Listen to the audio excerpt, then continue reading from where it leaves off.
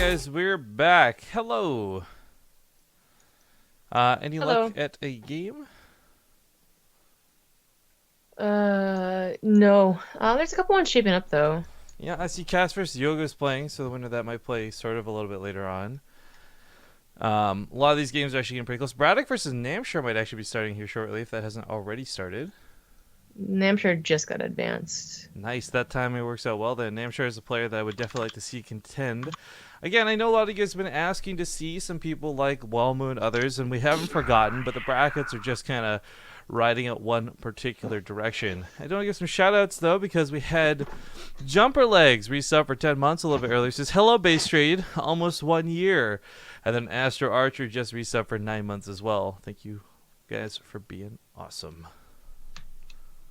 Let me close this here and remove that and turn these sounds back on.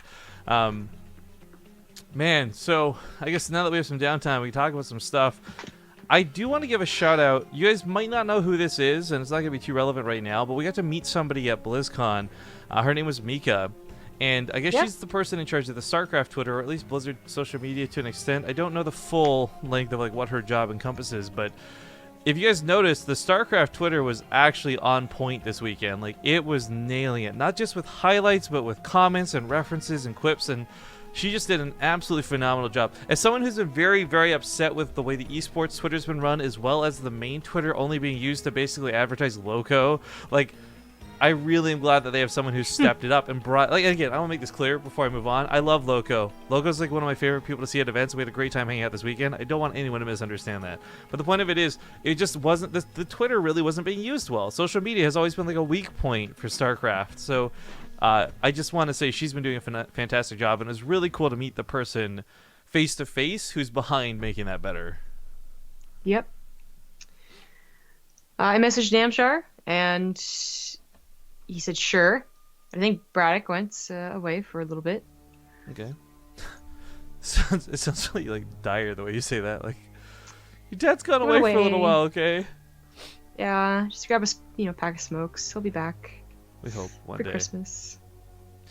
But anyways, along with that, we got to see some fantastic folks from Blizzard. They had this absolutely awesome mixer they threw together for I want to say almost exclusively Blizzard people. I know I saw some not. When I say Blizzard people, I'm not referring to employees of Blizzard, but more so people who work with Blizzard games like us and others. I was sad that some of the actual Blizzard employees, by the way, couldn't get in, which was really heartbreaking to learn about later.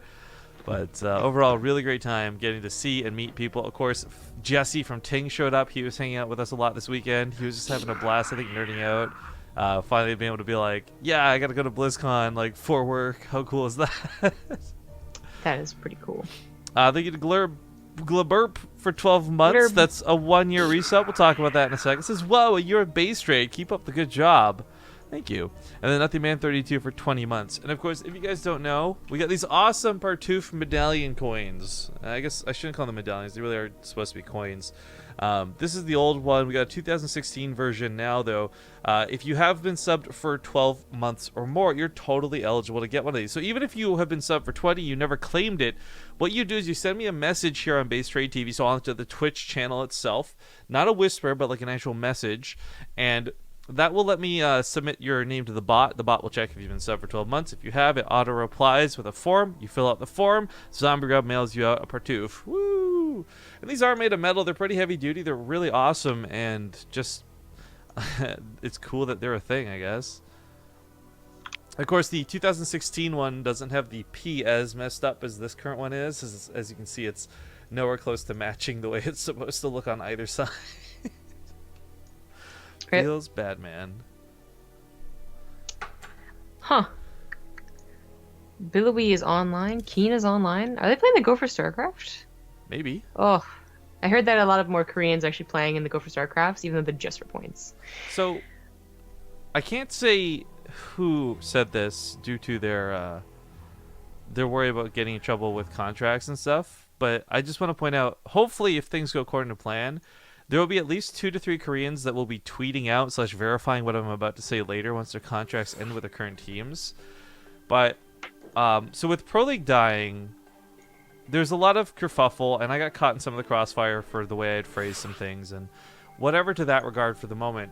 But one of the points I was trying to highlight and bring up was the fact that now that the teams are not really in control of these players 100%, there's a chance that there's some freedom for these guys. And talking to players at BlizzCon, like the jokingly like statement of freedom came up rather frequently, actually, where a lot of these guys are really glad that now they can travel again. And talking with some of these pros specifically, and I'm talking people who were up on the BlizzCon stage, guys, they were saying as a Korean player, they would very happily play for a significantly reduced prize pool if it means that they get to travel. Like, they would rather the money like go towards travel than necessarily towards their bank account for prizing. And I think that's really cool to consider. And I really want to start publicizing that a bit more, because any event we run, right, if it means that we can crowdfund like an extra $1,000 to $2,000 on the side in order to fly out somebody to an event, like A, the Korean player's going to take it, B, you'll get to see some more Koreans, because region locking sucked for a lot of different reasons. What's nice for us though is because we operate kind of outside and around the WCS circuit, we're not constricted to not being allowed to use them or invite them to our events, right? So we do have some pretty big things planned out. I do want to say this is like kind of like an official, unofficial announcement that we are going to be doing a live event next year to some variety. Speaking a lot to players as well as sponsors this weekend about it.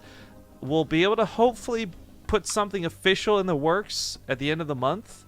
But when we do this live event, I want to make sure we have Koreans there. I want to make sure we have foreigners versus Koreans. I want to make sure it's a really good time for everybody. And the fans potentially get to meet the Koreans that they never normally get to meet because of this last year of region locking. I was going to say, because the last year. Yeah. I guess never's extreme, but it's how it's felt, right? Like, we've gone to a couple of DreamHacks at this point. We've been to big events where and just there's no Korean presence at all. And we got as you hardly even saw Pulse or Violet, and those guys were like about the most Korean we were going to get for a while. I thought that would be a much bigger deal than it apparently was for a lot of people. That's fine. All right. By the way, thank you. Who was that just subbed? Hydra 029. Thank you so much for the new sub, man. That's awesome.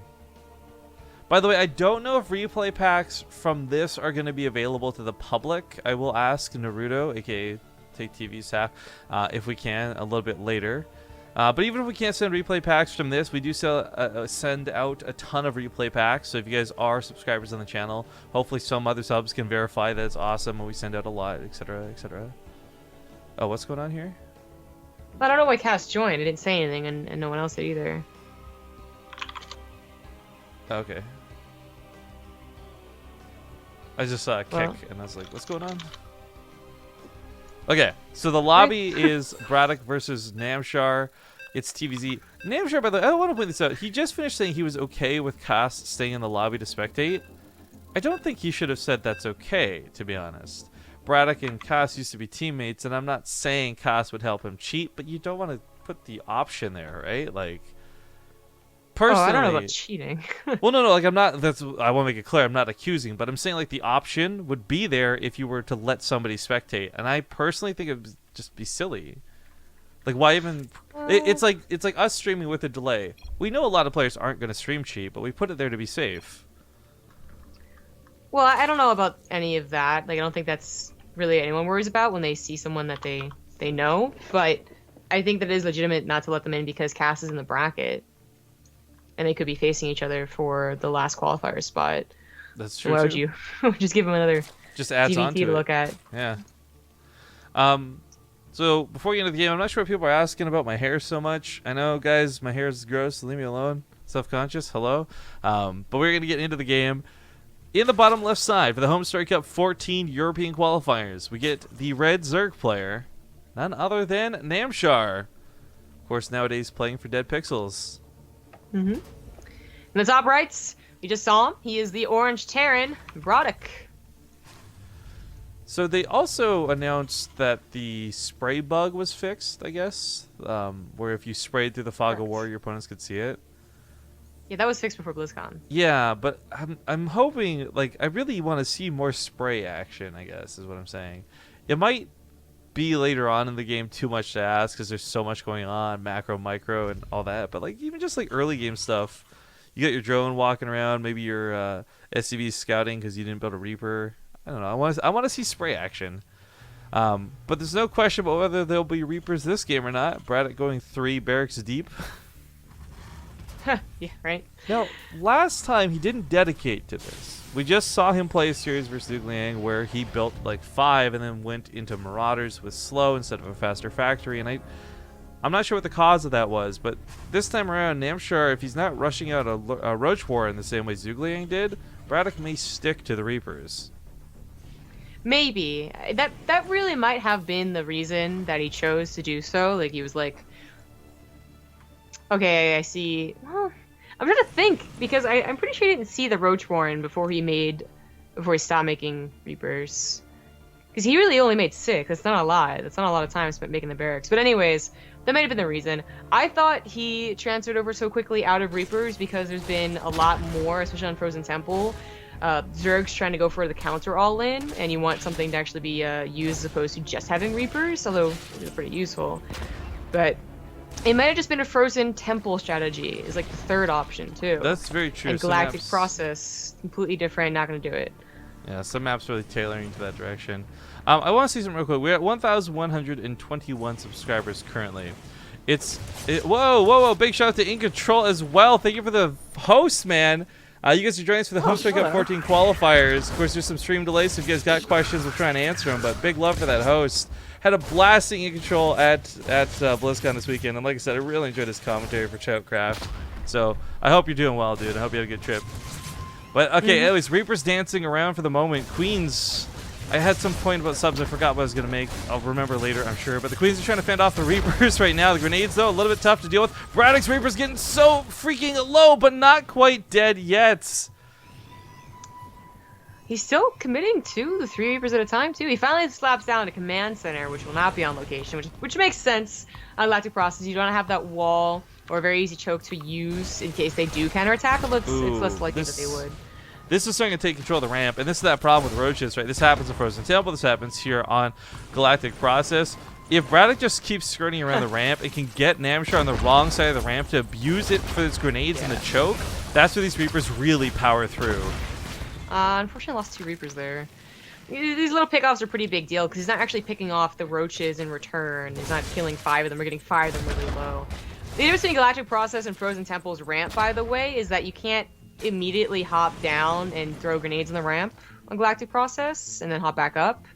They don't actually let you hop up as close to the ramp as you would think. So it's not as abusive, but it does get scary when they just don't notice you go to the high ground and suddenly you have the concave on that ramp. Yeah. But then not that many Reapers. This time, not really, he did make 9 total, but he lost 2 of them. He's going double factory behind a fast stim. I was going to say, like, this can't be mech, right? No, and I think this doesn't feel like a... Well, it's going to be interesting to see what he does with this. Like, it doesn't seem like it'd be possibly on accident. You know your factory's building, so that couldn't have been an accidental, like, oh, I meant to make a starport. And if it is the biggest accidental waste of 100 gas that you desperately need early game as a Terran. Yeah, absolutely. I would say something like, wow, like, double tank production so early sounds really cool, but I'm pretty sure you can't afford that. I'm fairly the minerals certain wouldn't be there. Too. If this was something, though, where he did want to have one factory with a tech lab, one with a reactor, I could kind of get behind that, whether it's Widow Mines or Hellions, but this just feels so strange the way this has been done. The reactor he's building is just for the starport, too. It's not even going to be for the factory itself, so I want to know what direction this heads.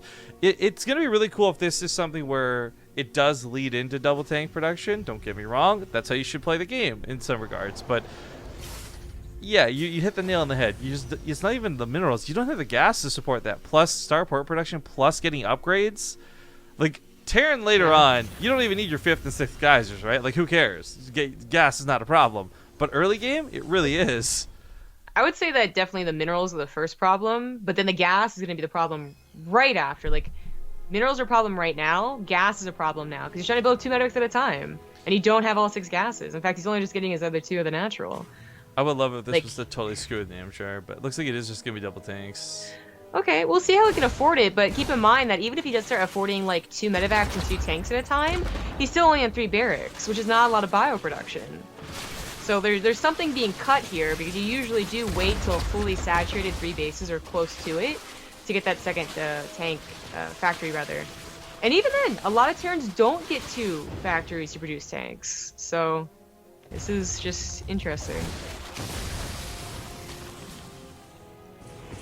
Well, Infestation Pit pops up for Namshar, and Namshar is actually one of these guys who's pretty good at playing the macro / late game. BratOK is still this kind of anomaly because as he has been returning to tournaments, and as we gave him a bit of a shout out for all of his accomplishments more recently, he is still not a player who's winning a lot of these things. And he's going to have a lot of work to do if Namshar can get to that macro stride. Mm-hmm. I have a lot of faith in Namshar going to Homestray Cup, to be honest. I think that would be a really good place for him to get some good results. Well, he's been in Homestray Cup a couple of times at this point, too. Right. It's not even like this would be a new thing for him. But regardless, BratOK gets in here with Sim. Drones get chased off the mineral line. Doesn't kill the hatchery in it. They would take down the extractor pretty quick. Of course, combat chill's not done, and only Marines. As soon as the roaches came back to respawn, you have to get out of there. But continued harassment while he does get his macro up. That missed. The third base, only just getting some SCBs. It did hit the tumor. I mean, that's the goal of the grenade. All of them? They didn't, like, they just got the splash. Oh, there we go. Yeah. Of course, someone in chat even just asking how do you see that tumor. A lot of the times, like Terran, you can kind of guess about where the tumor is, especially if the creep's fully spread out, because it's always gonna be in the center of the focal point. Anyways, as the watchtower gets taken and held, that's fine. He does clean up the Overlord on his side of the map. There's still one Overseer up here, but hey, that rhymes. The Hive is going to be halfway done. If BratOK moves now, he might get some good damage. I mean, he's got tanks, he's got Marines, but timing's a pretty big deal because with Namshar just kind of looking to push out that Hive, obviously that's going to lead to Ultralisks, and that's when Marines just start really falling short. I mean, BratOK, I talk about his barracks production, only just not getting 2 more barracks. You gotta talk about his upgrades. He doesn't have any upgrades. He only just got his engineering bay. Let's talk about his upgrades, and that's where you just say nothing for a second. Like, yeah. I mean, at least Namshar didn't really like skyrocket ahead because he was focusing again on like that carapace, then going into melee. But I really am just questioning BratOK's build here. Tanks are super good on Galactic process, like really good. But I think faster single tank production is better than, you know, faster like double tank production or like 2 at a time tank production.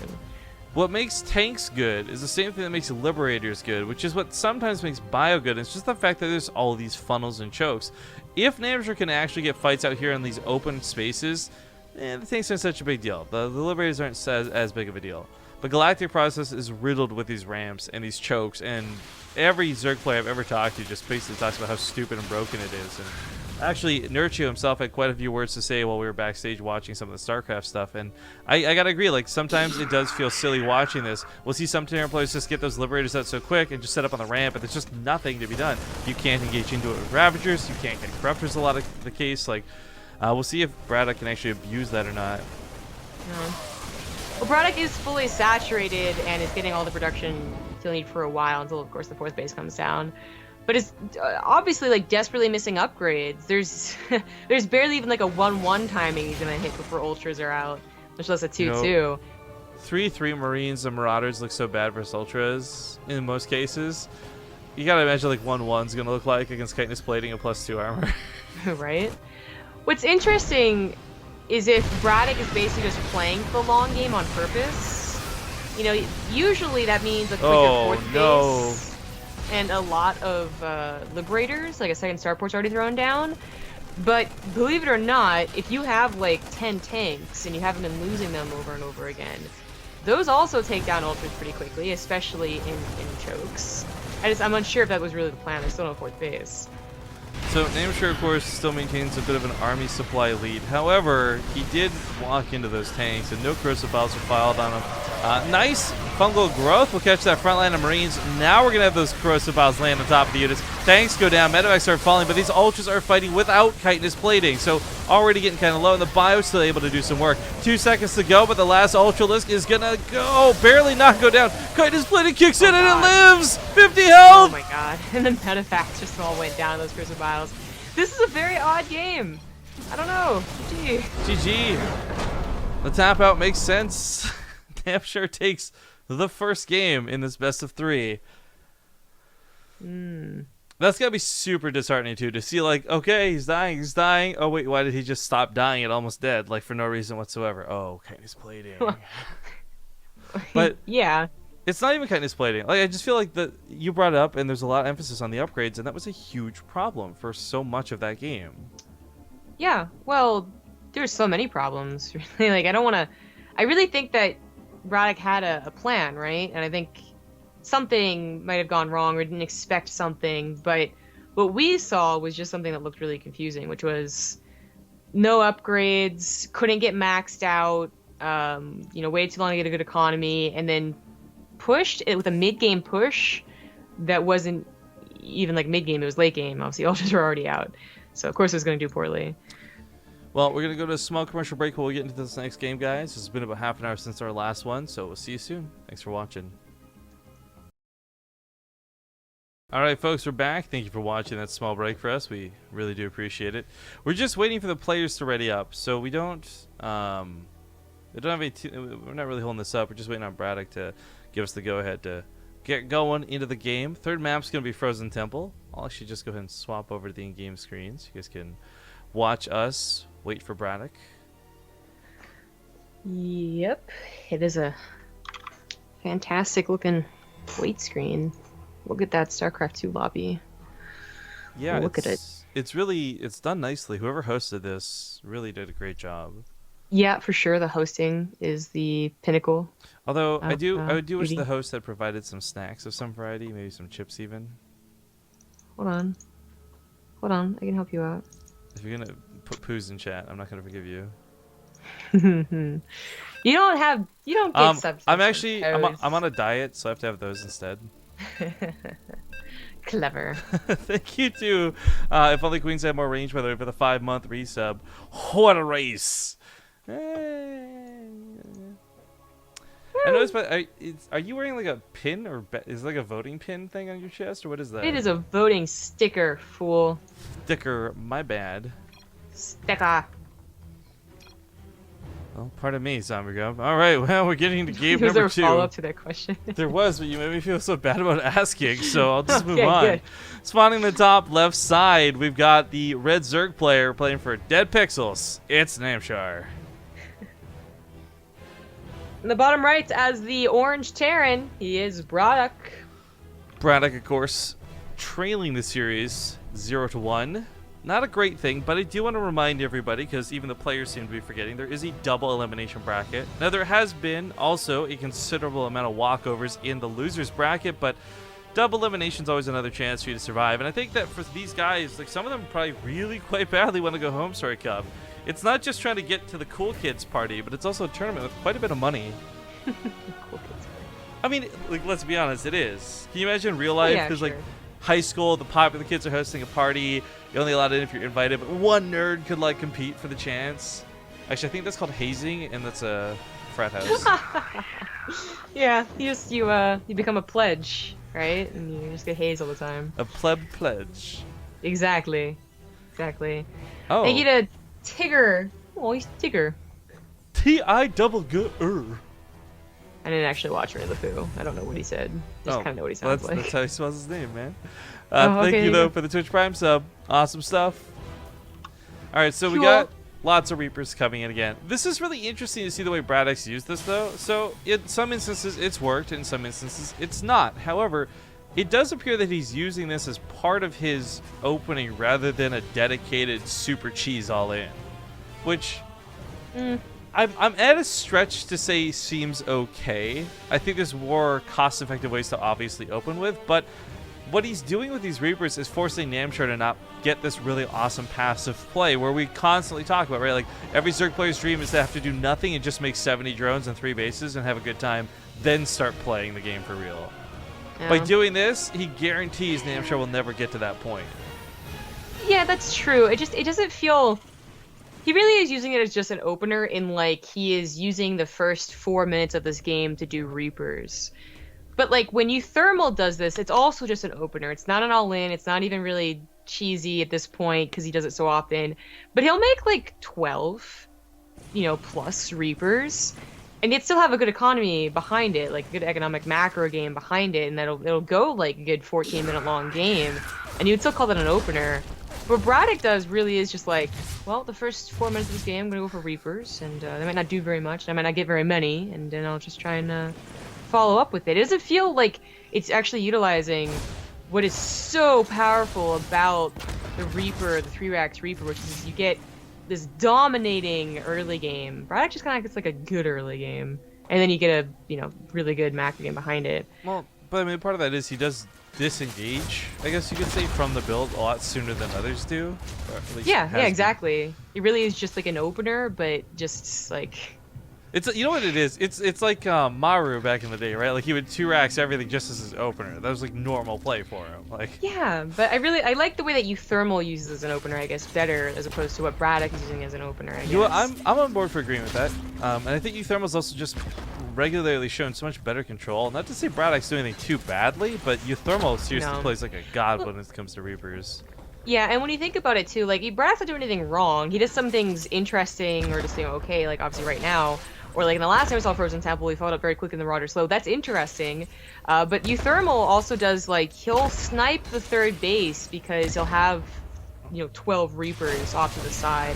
He'll jump up on the cliff and use it as a second attack. Or takes out the first Ravagers. I mean, yeah, exactly. Killing one's nice, that lets him get top of the roaches, but it does bleed out a considerable amount of Reapers. And the question is, did Namshar drone too much behind this? Should he have built more roaches? It looks like so far the answer is no. Like he's just doing dandy with what he has. The transfuses from those queens were actually fan-freaking-tastic, and he's going to hold on and continue to drone behind this. Yeah. But I like that he went for the Ravagers. He's still keeping Namshar off of third base. I like this opener by far the most so far. I like Galactic Process was wrong because it was the 2 factory follow-up that was the weird part of it. Right. But like the last time we saw Frozen Temple, even though BratOK won that game, it was still like, okay, I can see you doing that once and getting away with it, but I don't know about like being an opener, right? Like an actual ability to do all the time in Frozen Temple. This feels like, it's the nice 3-Rax all in again. He got 3 CCs behind it too, this is a really good economy. And he's just, this is just Namshar being like, okay, I gotta do what I can do, basically. As certainly a third base is out of the question, and joining too hard is also still a bit out of the question. Well, big thank you to First Person Swede, by the way, for the 27-month resub. And he hits us up with a hype with a crank high 5. Oh. Hi. Cranky-chan. So Namshar, okay, I was gonna say, just slightly before his third base gets his lair. There's the third base. It looks like the Reapers won't be able to cancel it either, not getting that snipe. Roaches are on top of things, but it's less about the Reapers now. I think they did pretty excellent job. More of what I imagined. Again, comparing it to the last Frozen Temple game that we saw where he followed up with an attack. Almost on the medevacs. I like that Namshar didn't play too scared for this either. I think a lot of players will really overmake the roaches or overmake the drones. In this case, like, he was able to drone pretty, I'd say, happily while this was going on. Yeah, I mean, he's very smart about it, right? Like, that's got to be one of the reasons we saw BratOK change up the 3-Rax Reaper, is that so many Zergs have gotten very smart about how they play against it. There's no over-droning or under-droning, the 2 extremes that can happen with Zergs that are uncomfortable playing against 3-Rax Reaper. Namshar's also a Roach player, I think, in general. Ooh, that was nice. Which is another reason. There's another reason to go for 3-Rax Reapers. It not only puts your opponent in a very uneasy state in the early game, but if they're not typically a Roach player, which you kind of had to be if you're playing Legacy of the Void, but let's say that you do prefer mutilating Bling, it's really hard to transfer out of it after you've made so many Roaches and already committed to it. But Namshar's already a Roach player, so yeah. I don't think he's uncomfortable at all. I like that he's taken that route too for his practice and his playstyle, because you look at Nurchio, I think he's the one even people like Snoot look up to. I personally put Snoot to high regard as well. Whereas Dark may be doing cool things with Banelings and trying to shake the world up, it's really been tried, tested, and true Ravager and Roach play that has proven throughout the year to win and do well.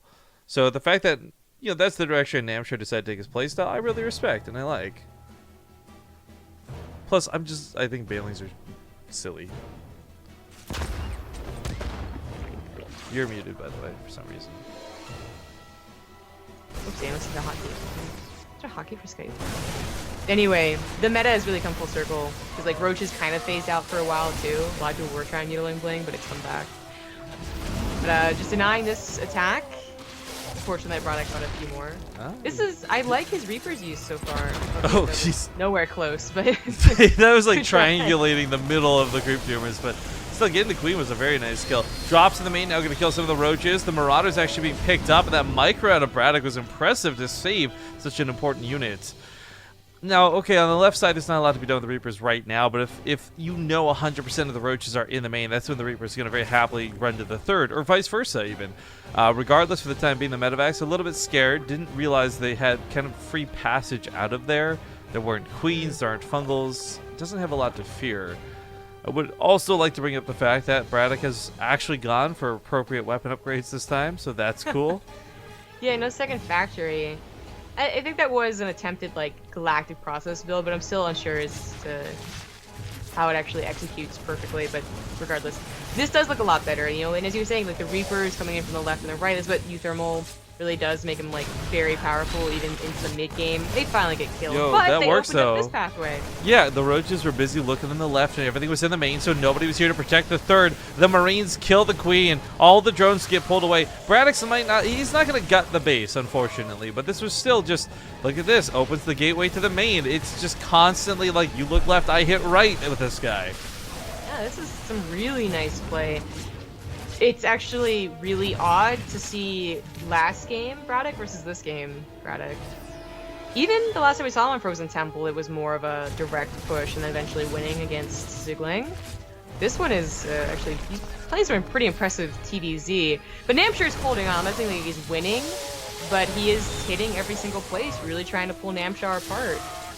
This is, of course, though, a pretty classic mistake, I want to say, that we saw a lot of Terrans do early on Legacy of the Void. They would do too much fancy things, right? They drop in too many places, and they would lose their army and have no main push, or mess up their macro, which BratOK is absolutely doing. He is messing up hard. Well, the Marines are going to fall back. Unfortunately, though, once again, like the emphasis here for Namshar is like he's constantly being split too thin. He's finally, with his army supply being as good as it is, starting to be able to react to this better. And I do want to point out, BratOK didn't actually kill too many drones to this. Like, 21 is a lot over the course of the game, but the grand scheme of how much has gone on, I thought it would have been so much worse. BratOK, not that he's missing much macro back at home, is down in supply a considerable number. Yes, yeah. I think this looked really good, and there was definitely potential for any one of these drops to even snipe a base, like that one at the third. It didn't happen, though, and he lost the units. He didn't save all of them and then collected all of them. So this is actually kind of a... It's not that it turned on its head immediately, but you, like, over the last 2 minutes, it's been like, okay, BratOK has been losing the game, actually. He's lost certainly a lot of momentum. Again, no follow-up push. The drops have calmed down for full minute at this point. And he did definitely mess up on his macro, because the fourth base timer was fine, but he was banking 1,500 minerals, and his 2-2 was a bit later after the 1-1 had finished. So it's a little worrying. Namshar's already on to ultras and even getting pathogen glands. Yeah, pathogen glands, usually you don't have the gas to spare. You're so busy trying to push out the ultras as quick as you can. You're making so many roaches and raptors. BratOK may have given...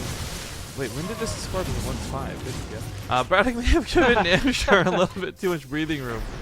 No, it's 1-0 in this best of 3, guys, not 1-5. I don't know when I hit that button. Sorry about that. Weird. He's dropping the main, gets cleaned up pretty quickly.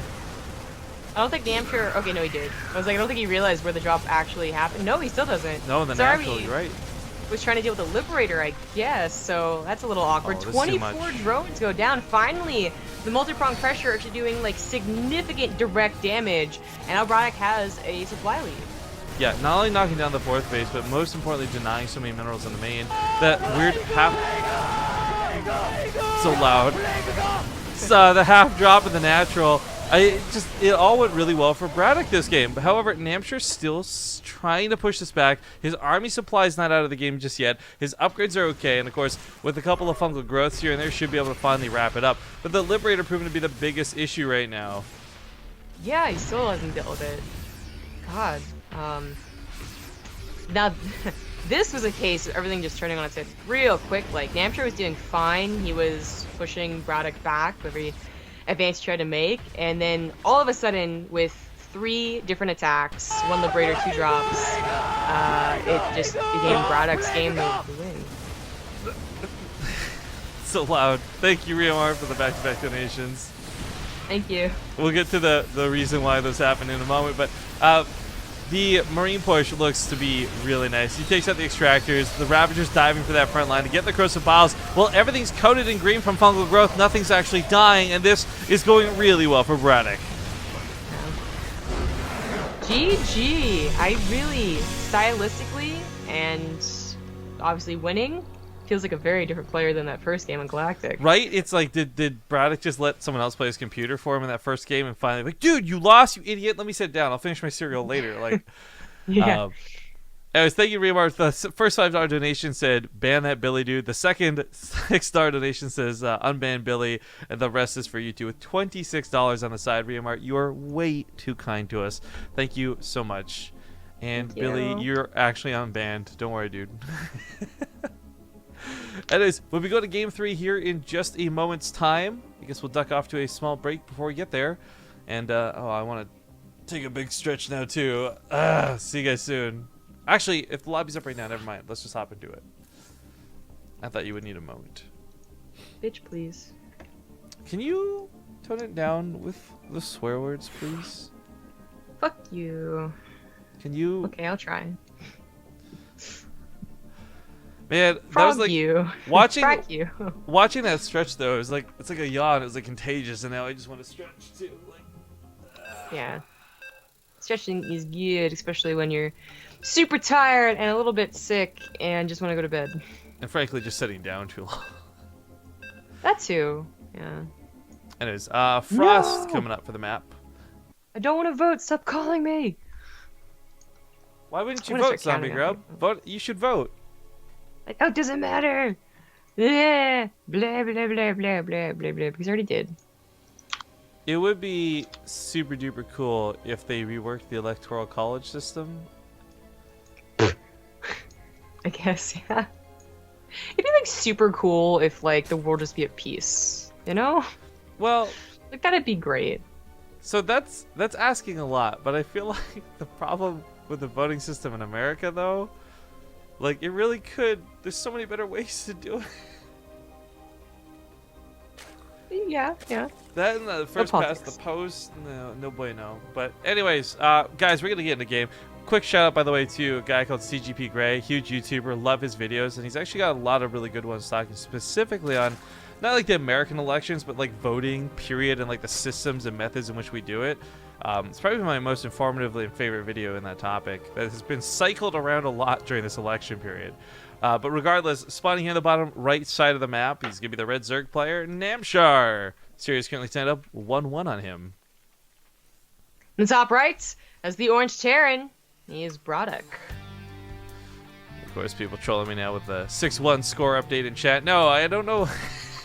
So if you guys hit control on a number, it's what changes the number here at the bottom. I don't know when I hit control 5 or why I would have hit control 5, but... To show the workers killed, you hit Control Shift R. Just right underneath the 5. That's just control R. Why would I hit control shift R? Is it? I don't remember. Right. No, but the point is, instead of hitting Control R, you hit both Control R and Control 5. Oh, I see what you mean. Yeah, I guess that may have happened or could have happened. Yeah.